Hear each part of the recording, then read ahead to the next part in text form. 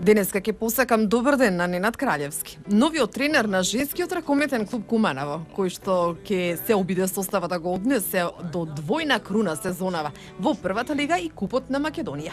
Ова ќе биде можност кумановската јавност да го запознае новиот стратег на најквалитетната кумановска екипа во ракометниот спорт. Добар ден, Краљевски, и добро ни дојдовте. Добар дан, добро се нашол.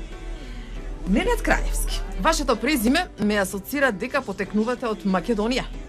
Ајде да почнеме со прашањето за вашето потекло, вашите корени со оглед на тоа дека сте активно непознат за кумановската јавност. Па јесте, мој отац е пореклом из Куманова. Овде имам јако пуно браќе и сестара. Нажалост имам и стричева и тетака кои су преминули. Едини од те породице е остao мој отац. Овде сам долазио како дете, дружио се, играл. Чак сам и овде ислужио војни рок 90-те години. Одлично, тоа значи дека со многу нешта сте поврзани со Куманово, еве подолго време повторно кај нас овдека во улога на тренер. Па јесте, да, после неког нашeg првог, да кажем, упознавања, ето добио сам и прилику да доđem да радим у Куманово као тренер. Сигурно тоа е интересна приказна. Како стасавте до тренер на женскиот ракометен клуб Куманово?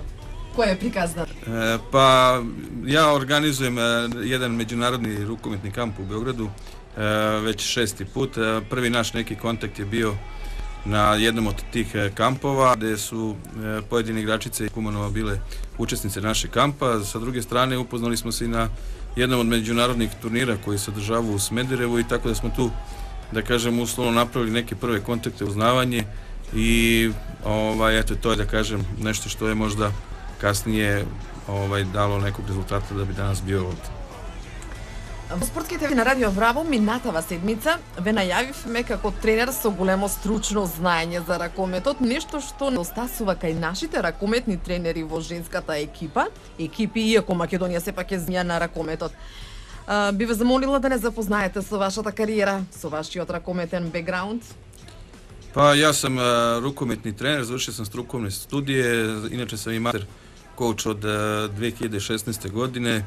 Trenerskim poslom se bavim od 1994. godine. Ono što je obeležilo neku moju karijeru, to je uglavnom rad sa mladim igračima i seniorskim ekipama iz Super Lige Srbije. Bio sam trener u Crnoj Gori, 4 godine u Bosni i Hercegovini.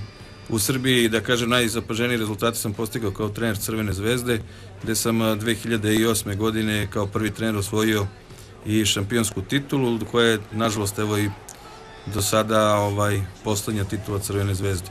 U Beogradu imam svoj klub koji funkcioniše 15 godina, uglavnom su dečaci i devojčice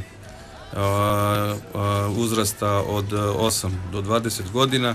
Takmičimo se isto u najvišem rangu takmičenja, ali u ženskoj konkurenciji, tako da sam tu i prvi put istekao neka iskustva u radu sa devojkama. Одлично, поваш да го слушнавме, само можеме да заклучиме дека се работи за човек со ракометно образование. Се работа човек со големо искуство и човек со големи успеси. Со тоа навистина треба да се надеваме дека ќе доживееме и ние успех во рамките на ракометниот женски ракометен клуб Куманово. Но сек, иако имате само неколку тренинзи со нашите ракометарки, ве молам за првиот впечаток за квалитетот на екипата.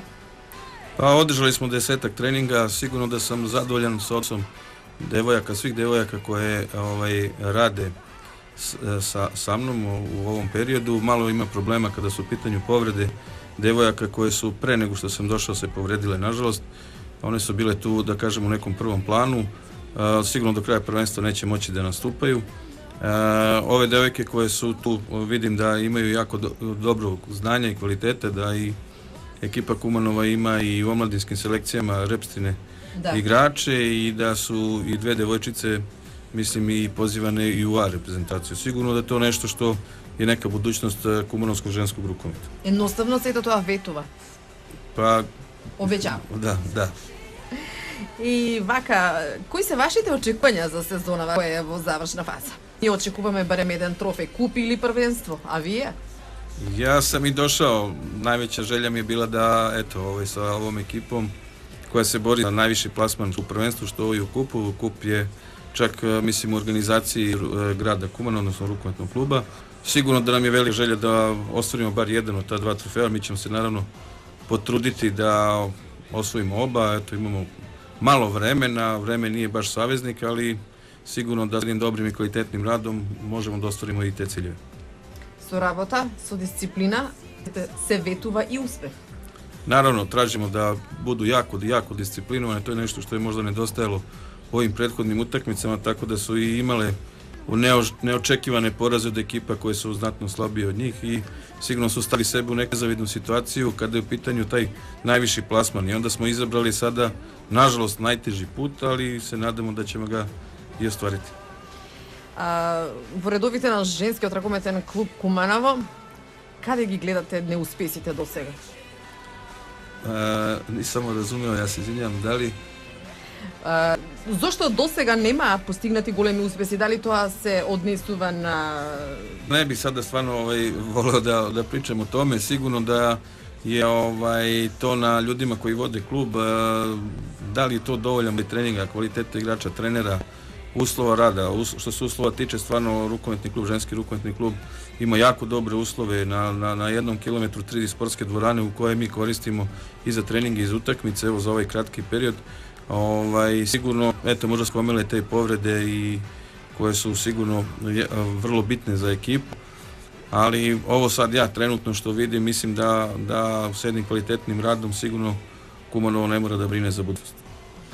Ненад, ти благодарам за разговорот и посакувам многу успехи и да се видиме повторно во студиото со нови успеси на женскиот ракометен клуб Куманово, кои што воедно ќе бидат и ваши успеси. Hvala na pozivu, uvek ću se rado zvati svakom vašem pozivu.